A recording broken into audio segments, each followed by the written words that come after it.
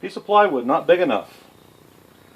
Just a piece of scrap I had. I want to clean this mess up today. Day in the workshop. Looks like 49 by 18.5. This front edge is unsupported, so we're going to run the grain this way on the shelf. 49, 18.5, 18.5.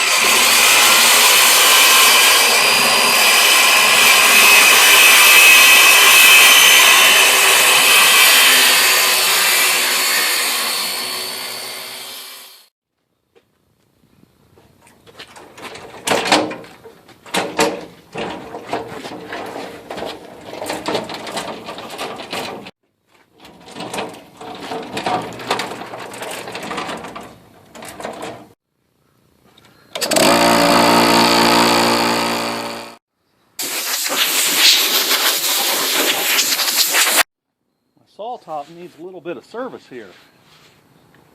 I was cleaning something near it and got a few drops of water on it, and I haven't really cleaned it in a long time, so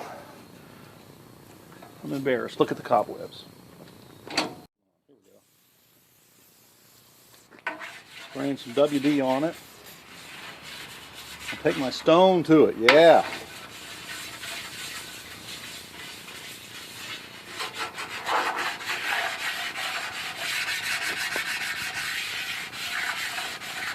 A saw surface that isn't smooth or clean can grab your material and make your saw less safe to use.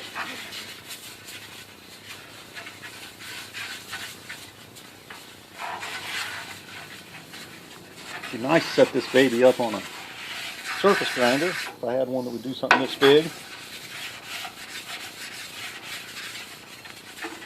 And really give it a go.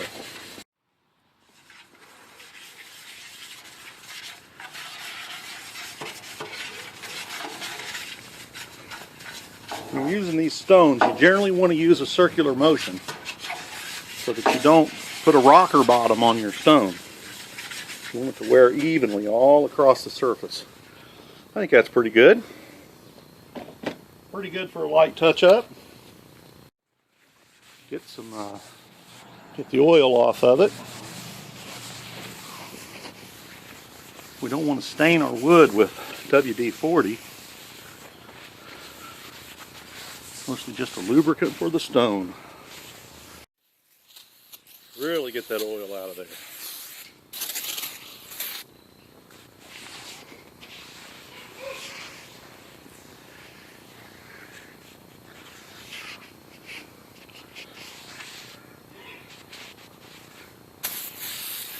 Rinse it twice.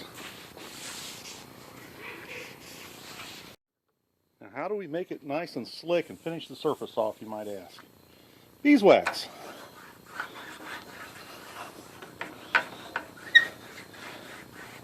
This is a kind of lubricant that will let the material slide on the board, on the cast iron easily.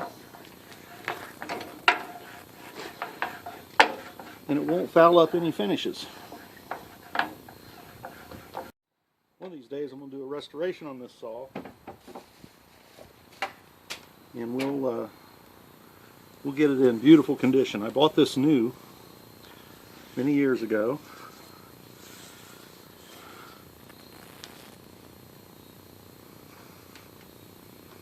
I've been kind of watching Craigslist for another one of these saws that has the better rip fence on it.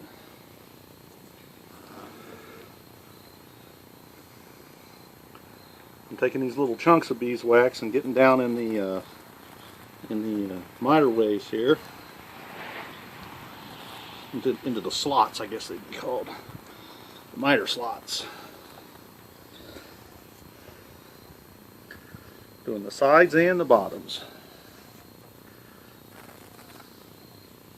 So there's a little tune-up that'll make your saw work better. Let's give it a go.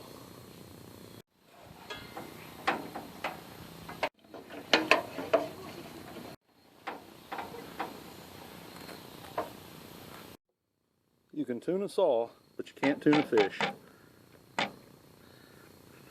I'll square up my rip fence. Trying to get that perfectly level with the side of the slot. Don't want to lock that down.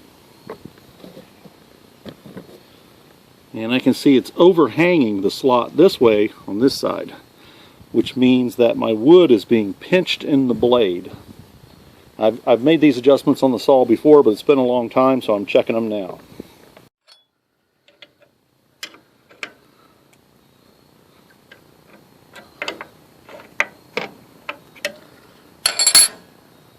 Make sure I'm maintaining my straightness here.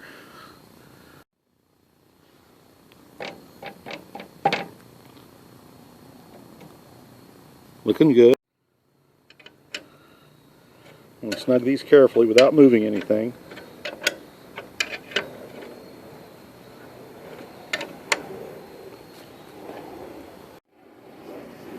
Yep, looks good. Improved. Here's what's going on now. This is not parallel to the slots. So we're tight back here, loose here. There's at least a 32nd of an inch difference. Now the fence was angled in like this, so that meant I had about a 1/16 of an inch of squeeze from front to the back of the blade. So the other thing that, this video isn't supposed to be about tuning a saw. The other thing that you want to do is make sure that the measurement to the slot is the same on both sides. And this is off enough, and since I've already kind of started tuning my saw, I think I'm going to fix it.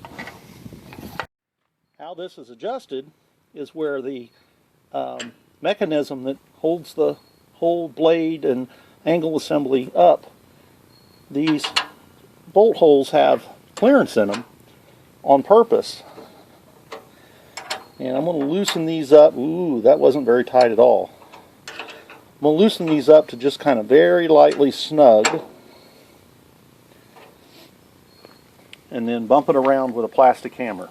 I'll get the bolts on the other side. These over here on the other side are a little more difficult to get to. We can do it. Wow, none of them are tight. A lot of vibrations loosened this saw up over the years. That's why everything has gotten out of adjustment. It's been needing service. Replaced the blade for the last project, and we're going to dial it in for this one. Never hit your metal tools, any machine parts, with a metal hammer. Always use a plastic hammer. I'm going to measure from the back side of the blade to the edge of this miter slot. And this is 5 1/8. And this is about 5 1/8 and a 32nd. So we've got about a 32nd adjustment to make. And let's see, that would be 5 32nds. 5 and 5 32nds. That's a long screw.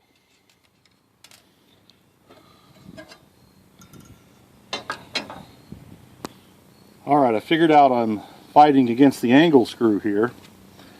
And if maybe you can see it if I hold this against it, I can pull it over that way. So I need to pull this side of the blade that way. And I'm going to snug it down.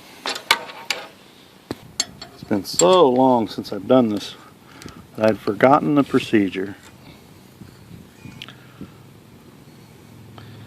So I'm at 5 3/16 hard.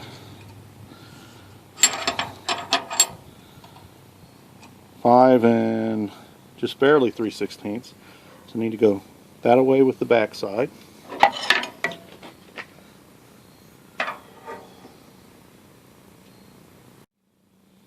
Alright, so now I'm 5 and 3/16 hard.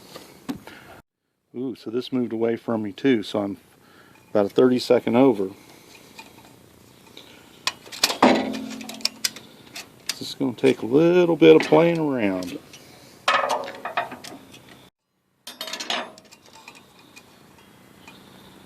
5 1/4 hard. 5 1/4 hard. I'm happy with that. Now I'll try to gently snug these bolts up without moving anything. Another little adjustment. Notice these set screws. They set the height of this. I'm a little high here. I can feel it. And when my stone hit that, when I was stoning the table, it took the paint off. So I'm going to raise that set screw a little bit. Now, I don't want to get it too low because then I'll start to have an edge here that wood will catch on. So I'm just making a very minor little change to it. Looks like we might be a little high here too. I can feel it.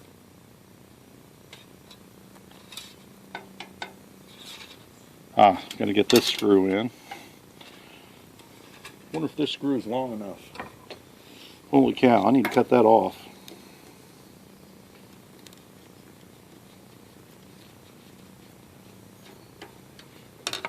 There we go. I think that feels pretty good. Lower this side just a skosh. There we go. Hopefully we're set up to make a good cut now. Let's don't forget this.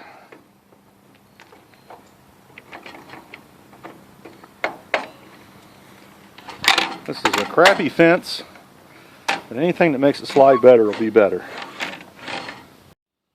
Now, let's see if we can make this adjustment.